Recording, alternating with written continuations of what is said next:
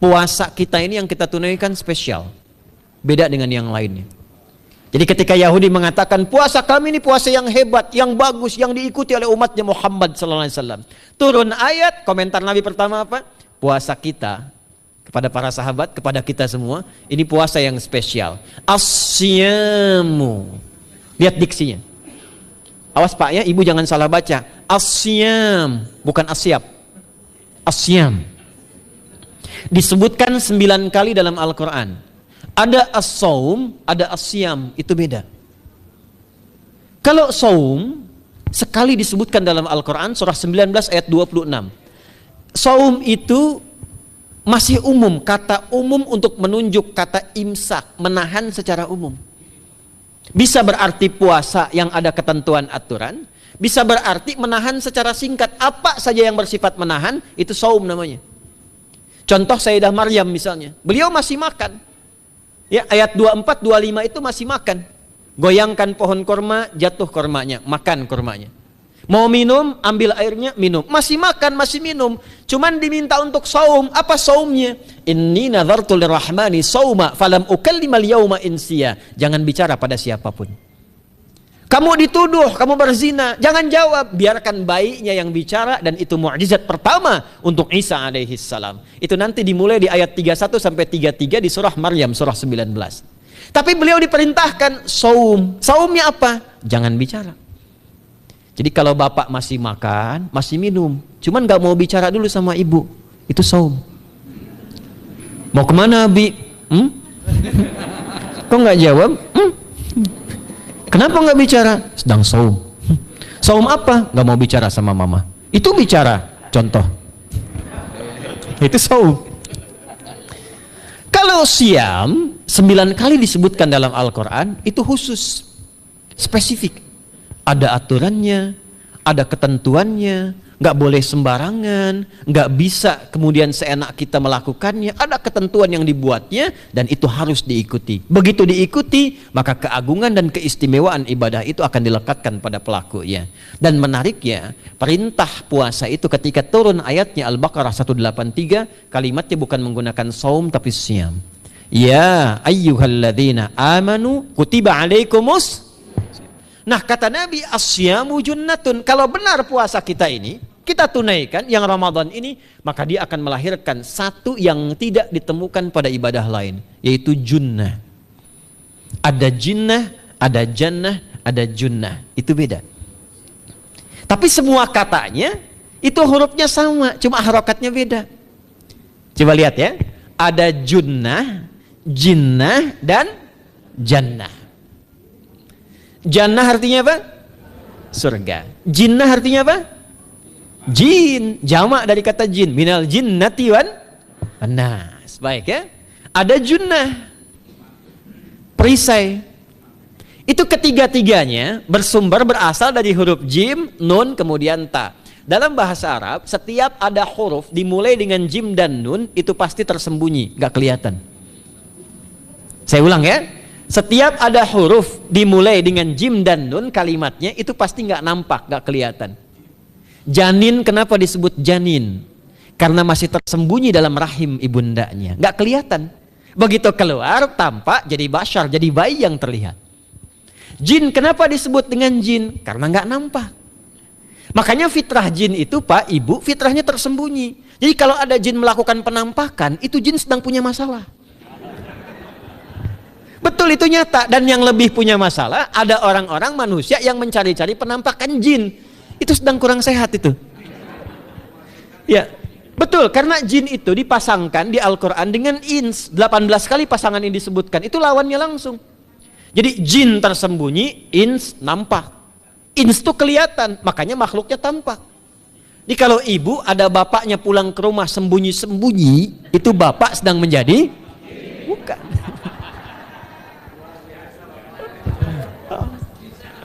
Kalau ibu sembunyi-sembunyi nyari dompet bapak, ibu sedang menjadi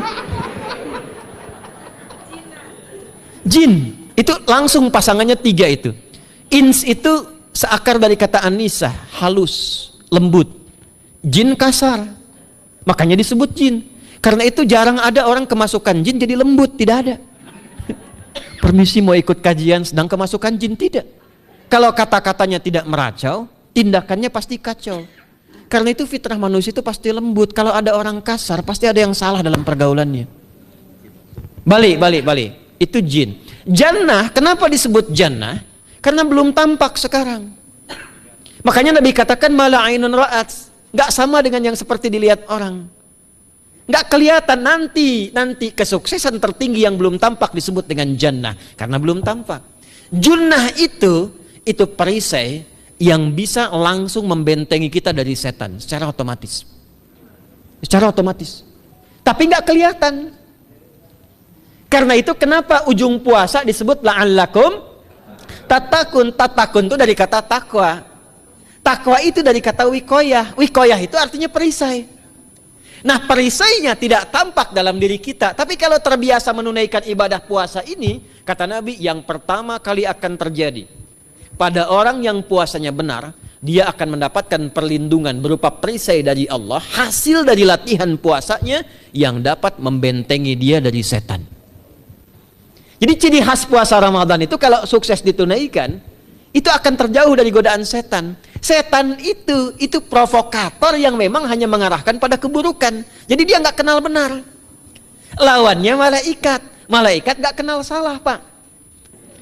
Nah, supaya terbentengi dari itu semua, kata Nabi SAW, kita itu dihadiahi sekarang oleh Allah satu ibadah yang kalau dilakukan ibadah itu akan mengakumulasi ibadah-ibadah yang lainnya, yang saat bersamaan dahsyatnya ibadah ini bisa menghadirkan junnah, perisai yang membentengi dari setan. Karena itu ketika dilakukan ibadahnya, saat yang bersamaan bisa ditahan maksiatnya, ditingkatkan amal solehnya.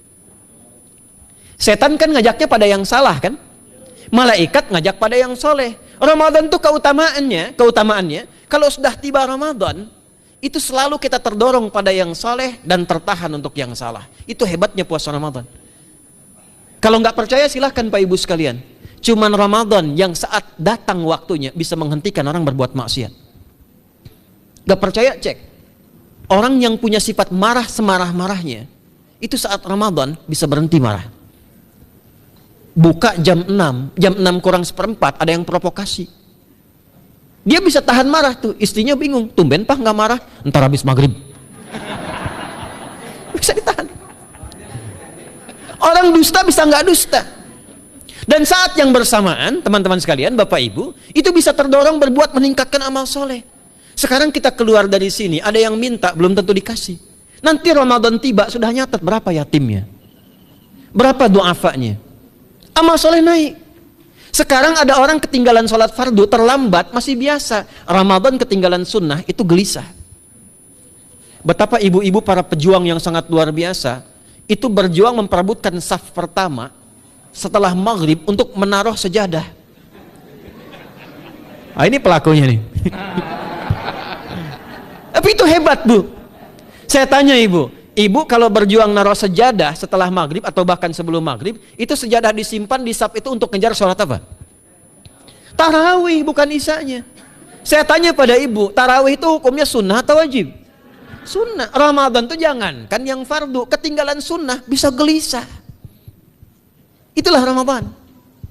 Dan pada saat itulah ketika amal soleh dikerjakan, amal salah ditinggalkan, datanglah junnah, itu perisai yang mengikat setan. Itu yang dimaksudkan di hadis Muslim. Di topik yang ke-13 namanya Kitabus Syam. Hadis yang pertama dari sahabat Abu Hurairah. An Abi Hurairah radhiyallahu ta'ala anhu, anin Nabi sallallahu alaihi wasallam qala, "Idza jaa Ramadhanu." Redaksi yang pertama. Redaksi yang kedua yang bintang 3 di bawahnya. "Idza kana Ramadhanu." Redaksi ketiga yang bintang 4 di bawahnya. "Idza dakhala Ramadhanu." Muhammadiyah itu harus tahu dalil. Ya. Tahu dalil tuh, ya. Idza jaa Ramadhanu, idza kana Ramadhanu, idza dakhala Ramadhanu, futtihat abwabul jannati aw abwabur rahmati. Wa ghulliqat abwabun nari aw abwabu jahannam. Wa sulsilatis syayatinu aw sufidatis syayatin. Ini maknanya. Kalau Ramadan sudah tiba, kata Nabi, maka dibukakanlah pintu-pintu surga. Para ulama berbeda pendapat dalam tafsir tentang hadis ini. Pintu-pintu surga ada yang mengatakan real dibuka. Ada yang mengatakan dengan penafsiran metafor.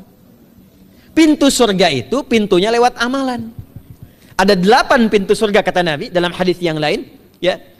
Fil jannati thamaniyatu abwabin fiha babun yusamma ar-rayanu la yadkhuluhu illa as-shaimun fa idza dakhaluhu ughliqa. Di surga itu ada 8 pintu surga. 8 itu ternyata di hadis lain pintunya semua amal soleh. Ada pintu sholat, pintu puasa namanya ar-rayyan, ada pintu sedekah, pintu zakat, pintu haji. Jadi kita itu sekarang fastabiqul khairat. Kenapa ada moto fastabiqul khairat? Itu kan diambil dari Al-Baqarah ayat 148. Siapa yang pengen memburu surga, buru di amalannya. Mungkin gak semuanya bisa dikerjakan. Kalau tidak semuanya, ambil salah satu yang paling disukai, konsisten di situ. Walikulli wijhatun huwa muwalliha.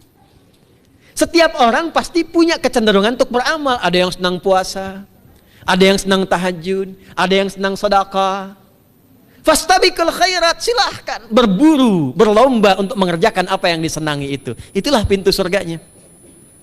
Nah, saat Ramadan, semua pintu surga itu dibuka, Pak. Makanya kita senang kerjakan, sholatnya meningkat, sedekah meningkat, ngaji Quran meningkat. Saat yang bersamaan pintu neraka ditutup. Ada berapa pintu neraka? Ada berapa? Kalau pintu surga berapa tadi? 8. Hadisnya jelas, sahih dalilnya. Pintu neraka berapa? Bukan. Pilih. 6 atau 8? Yang 6 angkat tangan. Bukan 6, bukan 8, 7. Dalilnya apa? Dalilnya Quran surah Al-Hijr, surah ke-15. Ayat ke-44. Surah ke-15 Al-Hijr ayat ke-44. Neraka ada 7 pintu. Dan dalam setiap pintunya nanti ada 19 malaikat yang menjaga. Alaiha tis'ata asyar. 7 pintu ini khusus Ramadan ditutup. Dan hati-hati, nama neraka itu ada 2 nanti. Neraka yang membakar, ini mungkin jadi baru informasinya bagi sementara orang. Neraka yang membakar dan neraka yang membekukan. Jadi ada 2 sifat. Saya ulang ya, neraka yang membakar dan neraka yang membekukan. Yang membakar disebut dengan Jahannam, yang membekukan disebut dengan Zamharir namanya. Zamharir. Jadi kalau ada orang masuk neraka, itu cuma 2 pilihannya, dibekukan atau dibakar. Jelas ya? Makanya kita dikasih pendahuluan, ada musim panas, musim dingin. Supaya merasakan, nih orang musim dingin nih pakai lapisan-lapisan baju. Musim panas cari pendingin. Kamu sekarang cari pendingin, kata Allah, di neraka nggak ada AC. Kamu sekarang pakai berlapis-lapis, di neraka beku. Jahannam itu nama apinya. Jadi nar yang membakar itu nama apinya Jahannam. Jahannam itu nama apinya. Untuk membedakan dengan api yang ada di dunia dan api yang bahan bakarnya jin dan setan saat diciptakan. Setan itu dicipta dari api. Ya, setan kan asalnya dari iblis. Iblis dari jin. Setan Al-Baqarah ayat 36. Dari iblis Al-Baqarah 34. Iblis dari jin, Quran surah Al-Kahf ayat 50. Kana minal jinni fa fasaqa an amri rabbi. Jin dari api yang menyambar-nyambar, Quran surah 15 ayat 27. Wal janna khalaqnahu min naris samum. Karena narnya narus samum, maka apinya mesti beda. Karena itulah nanti nerakanya yang membakar disebut dengan Jahannam. Pintunya 7, namanya banyak. Ada sa'ir, ada lava, ada neraka hutamah. 7 pintu, besarnya disebut dengan Jahannam. Khusus Ramadan tutup. Ramadan tutup. Wasulsilati syayatin. Setan itu dibelenggu, diikat rapat. Bagi orang yang mau puasa, benar.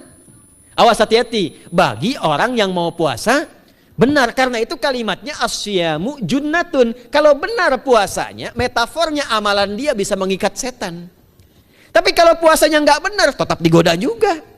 Makanya jangan heran, walaupun Ramadan tetap kotak infak ada yang hilang. Sendal ada yang hilang. Karena puasanya bukan siam, puasanya saum. Sedangkan diksi Nabi yang mengatakan asyamu junnatun. Puasanya yang harus benar. Nanti kita belajar fikih setelah itu. Saya ingin pendahuluan dulu ya. Setelah itu apa yang kata Nabi katakan? Ini masih mukadimah ya kita ya. Ini luar biasa nih. Ya. Jadi keutamaan Ramadan itu dahsyatnya dengan puasa biasa. Kata Nabi, kalau orang benar puasanya, bebas dia dari setan. Bukan nggak digoda, Allah kasih benteng sehingga setan nggak tembus kepada dia. Itu satu. Itu keutamaan Ramadan. Dua, teruskan dulu langsung ke ujung hadisnya saja ya. Kalau yang tadi nanti latihannya fala yarfuth fala yajal, itu latihan. Yang kedua, Allah langsung yang mengatakan dalam hadis qudsinya, Asyamu li wa ana ajzi bihi. Khusus Ramadan, kalau ditunaikan dengan benar, maka semua yang puasa itu aku langsung yang memberikan takaran pahalanya. Sekarang kita hitung-hitungan dikit ya. Bapak Ibu kan senang hitung. Tadi bangun aja kan dihitung kan? Ya, dapatnya sekian, berkurangnya sekian, ya usahanya sekian. Sekarang kita ngitung pahala nih. Ada rumus hitung pahala dalam Al-Quran. Ya, saya tanya sebentar. Kalau satu kita kerjakan ibadah, pahalanya berapa? 10. Dalil. Apa dalilnya? Quran surah ke-6 ayat 160. Man jaa'a baik bil hasanati falahu asyru amthaliha. Siapa yang melakukan satu perbuatan hasanah. Hasanah itu perbuatan baik yang bernilai pahala. Itu hasanah namanya. Pahalanya disebut ajrun namanya. Lahum ajrun ghairu mamnun. Jadi perbuatan baik yang bernilai pahala disebut apa? Hasanah. Ya, eksekusinya, implementasinya disebut amal soleh. Pahalanya, hitungannya disebut ajrun namanya. Jamaknya disebut dengan ujur. Di setiap poinnya disebut dengan ajrun namanya. Nah, orang yang mengerjakan perbuatan baik berpotensi punya nilai pahala, itu setiap perbuatan baiknya 10 kebaikan. Contoh kita sholat nih, sehari berapa waktu?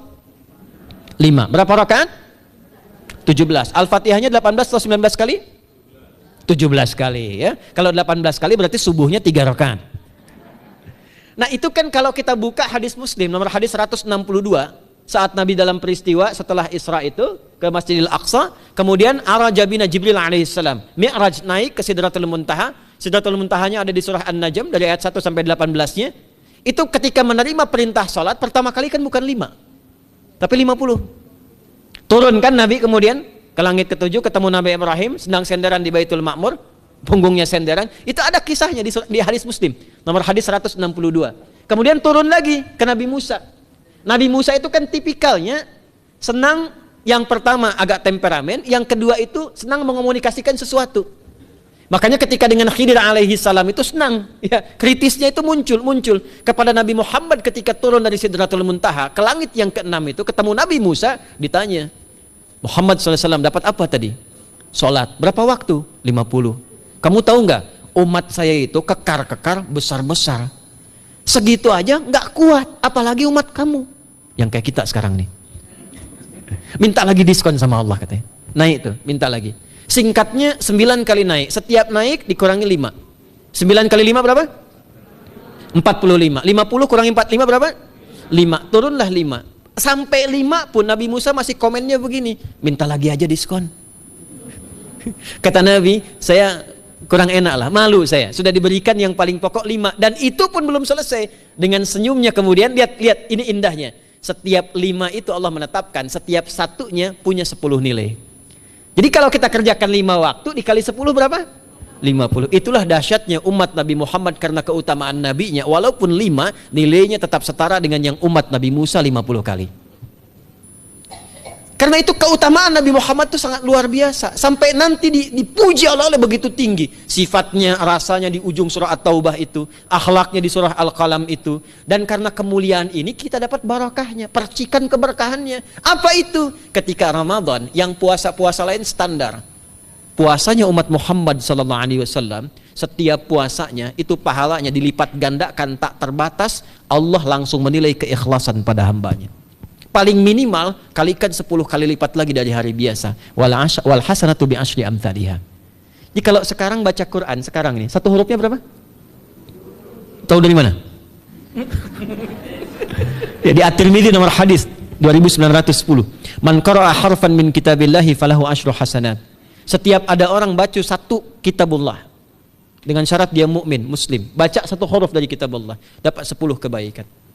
Satu hurufnya 10, Bu, Pak. Walam aqul alif lam mim harfun, saya tidak katakan kata Nabi alif lam mim satu huruf. Walakin alifun harfun, lamun harfun, mimun harfun, wa likulli harfin asyru hasanat. Tapi alifnya satu huruf, lamnya satu huruf, mimnya satu huruf, setiap hurufnya 10 kebaikan. Saya kalau ada papan tulis, saya turunkan ini pakai syarah ilmu arud. Itu dahsyat lagi. Arud itu Itu menuliskan apa yang dikatakan, bukan menuliskan simbol yang ditunjukkan. Jadi kalau kita bilang alif, tulis alif. Dan alif itu kan ada 3 huruf, hamzah, lam, fa. Hamzah berapa huruf? Tulis lagi hamzah. Itu baca Quran kalau ikhlas, pahalanya berlipat. Paling standar 1 hurufnya 10. Dan hampir nggak ada orang baca Quran cuma 1 huruf. Nun. Udah dulu 10 lumayan. Nggak ada. Pasti banyak itu. Dan Ramadan lebih meningkat lagi. Dan dikalikan 10 lagi, itu paling standarnya 1 huruf 100 Pak, Bu. Makanya Ramadan tuh limpahan pahala. Rugi orang kalau nggak ibadah saat Ramadan itu. Nabi aja itu tadarusan Quran sekali khatam. Saat tahun meninggalnya 2 kali khatam untuk ngejar kemuliaan-kemuliaan, contoh bagi kita. Itu Ramadan. Jadi ini yang pertama menjadikan kita mesti sadar Ramadan beda dengan bulan biasa. Maka disampaikan oleh Nabi yang pertama ada pelipat gandaan pahala.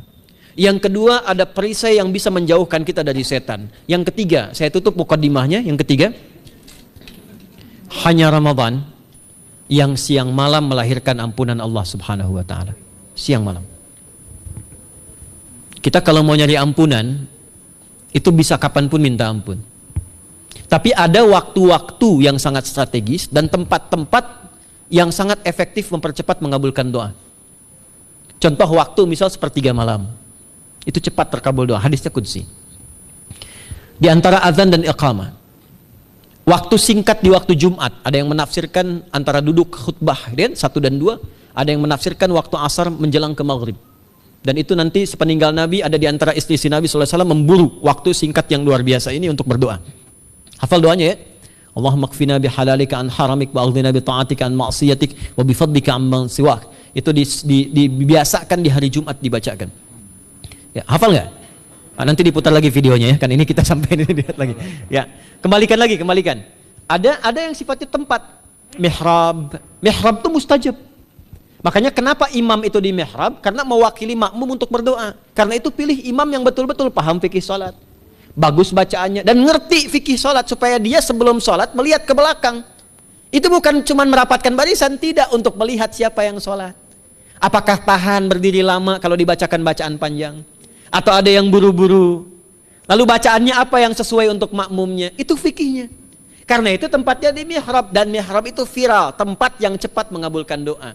Maryam itu punya mihrab. Nabi Zakaria saat minta keturunan itu mohon kepada Allah di mihrabnya Maryam. Ali Imran ayat 38 sampai 39. Hunalika da'a Zakaria rabbah qala rabbi habli min ladunka dzurriyyatan thayyibah innaka sami'ud du'a. Fanadatul malaikatu wa huwa qa'imun yusalli fil mihrab. Cepat terkabul doa. Masjid cepat terkabul doa. Tapi Ramadan itu menggabungkan semuanya. Nggak usah tunggu sepertiga malam. Siangnya diampuni, malamnya diampuni. Apa dalilnya? Untuk malam lekat dengan ibadah qiyam namanya. Man qama Ramadhana imanan wa ihtisaban ghufira lahu ma taqaddama min. Siapa yang mampu menghidupkan Ramadan di malam harinya. Dan jangan salah Bapak Ibu sekalian, awas jangan salah ya. Ramadan itu satu paket ibadahnya. Bukan cuma puasa. Ramadan satu paket, ada paket siang, ada paket malam, dan nggak ada paket hemat. Full. Ada siang, ada malam. Dan itu semua sama, cuma beda 1 huruf. Hadisnya sama, ibadahnya juga diksinya sama, cuma beda sehuruf. Malamnya qiyam, siangnya siam. Awas ya, malamnya apa? Qiyam, siangnya apa? Siam. Cuman beda 1 huruf. Dan itu satu paket. Jadi kalau Anda tertinggal, jangan Anda lah, jangan kita. Kalau ada orang yang tidak mengerjakan semalam, misalnya qiyamnya, cuman siamnya, sah puasanya, benar sesuai rukun, sah. Cuman tidak sempurna keutamaan Ramadannya. Karena itu Allah mengatakan kalau sedang puasa, sempurnakan dengan ibadah malamnya. Itu ada di Al-Baqarah ayat 187. Tsumma atimmus shiyama ilal lail. Muqaddimatul lail, maghribnya untuk puasa, lail atasnya untuk qiyam. Orang yang mampu menghidupkan ibadah malam, jangan salah ya. Nanti kita mulai puasa, insya Allah yang pertama dimulai ibadah malam. Qiyam, bukan siam. Jadi jangan terlampau soleh, puasanya nanti nunggu fajar. Malam itu qiyam. Nah qiyam ini ada potensi ampunan dosa Pak Bu. Jadi kalau kita manfaatkan ibadah ini dengan benar, misal ya, kita kan nggak tahu ajal nih. Tiba kemudian kita manfaatkan qiyam bangun, ditunaikan dengan benar, itu Masya Allah. Meninggal misal dalam sujud, itu jaminannya, ghufira lahu ma taqaddama min dzambi. Siapa yang benar ibadah qiyamnya, sampai detik itu, ditunaikan karena imannya, ikhlas karena Allah, saat bersamaan dia introspeksi diri, begitu dia tunaikan, misal dia meninggal, misal saja, semua dosa-dosa yang pernah dia tunaikan diampuni pada saat itu. Ma itu tanpa batas. Ma taqaddama min dzambi, ma semua yang pernah dia kerjakan dalam hidupnya. Karena itu viral. Sayyidah Aisyah itu pernah minta petunjuk pada Nabi di hadis Muslim. Bertanya pada Rasulullah, "Ya Rasulullah, kalau malamnya saya pengen ibadah dan qadar Allah bertepatan dengan malam Al-Qadar, apa yang saya minta?" Itu sampai diajarkan oleh Nabi doanya, dan doanya sahih. Di At-Tirmidzi dikuatkan lagi dengan lebih lengkap redaksinya. Kata Nabi, kalau engkau bersamaan dengan itu malam hari bangun, bersamaan, faquli, katakanlah, Allahumma innaka afuwun karim, tuhibbul afwa fa'fu anni. Nanti di hadis yang Muslim, Allahumma innaka afuwun, di At-Tirmidzi ada kata karimnya. Innaka afuwun karim, tuhibbul afwa fa'fu anni. Itu malam, Bu. Biasanya nunggu sepertiga malam, waktu sahar. Ya, jadi waktu sahar itu waktu singkat menjelang fajar. Kalau subuh sekarang 4:08, itu kira-kira sahar tuh jam setengah 4 lah, ya, 3:30 sampai jam 4 itu namanya sahar, bukan lail. Kalau lail dari ba'da isya sampai sahar. Sekarang isya setengah 8 misalnya, jam 8 tuh sampai setengah 4 namanya lail. Jelas ya? Lail tuh malam, jamaknya layali. Turunannya lela, lili, lala itu malam. Ya, ibu leli, ibu malam-malam gitu ya. Gitu. Nah, itu waktu menjelang fajar setelah lail sahar, jamaknya ashar. Ashar itu disampaikan di Al-Quran, waktu terbaik untuk istighfar. Quran surah 51 ayat 18. Wabil ashari hum yastaghfirun. Yang biasa istighfar berpeluang dapat ridha Allah dan disiapkan surga terbaik, melebihi kemewahan dunia. Itu ada di ayat ke-16, 17, 18. Ya, dari ayat 15-nya, 16-nya, 17-nya adalah untuk yang saharnya, 16-nya itu kalimatnya. Ya, 16-nya yang dengan mengatakan Rabbana amanna faghfir lana dzunubana wa qina adzabannar. Ayat 17-nya as-sabirina was-sadiqina wal qanitina wal munfiqina wal mustaghfirina bil ashar. Itu hari biasa seperti sekarang. Ramadan dari ba'da isya sampai terus lagi sampai masuk waktu fajar, siangnya pun masih ada ampunan Allah. Man shoma ramadhana imanan wahtisaban ghufira lahu ma taqaddama min. Saya tanya sekarang, siapa yang enggak punya dosa boleh angkat tangan? Yang dosanya banyak boleh angkat tangan. Tuh, saking banyaknya kita nggak bisa ngangkat. Sekarang rubah kalimatnya. Yang ingin masuk surga angkat tangan. Insyaallah. Yang ingin surga Firdaus angkat tangan. Tuh. Maka ironi itu tampak dalam perilaku kita. Pengen ke surga, tingkatan Firdaus, tapi ngaku dosa banyak. Itu dia. Maka Allah punya sifat Rahman dan Rahim. Rahman untuk dunia, Rahim untuk akhirat. Maka diberikanlah kesempatan Ramadan untuk menggugurkan semua dosa itu. Karena itulah Bapak Ibu sekalian, penting kita menyiapkan, karena nunggu Ramadan itu nggak mudah. Dan gak semua orang itu akan sampai kepada momen yang dimaksudkan. Karena itulah malaikat Jibril itu langsung komen. Ya, jadi ada dua riwayat nih. Nabi yang berdoa, malaikat yang mengaminkan. Ada malaikat yang berdoa, Nabi yang mengaminkan. Jadi Nabi akan naik memberikan tausiah di mimbarnya. Mimbar Nabi itu ada 3 gundakan. Begitu naik ke gundakan pertama, ada 3 gundakan.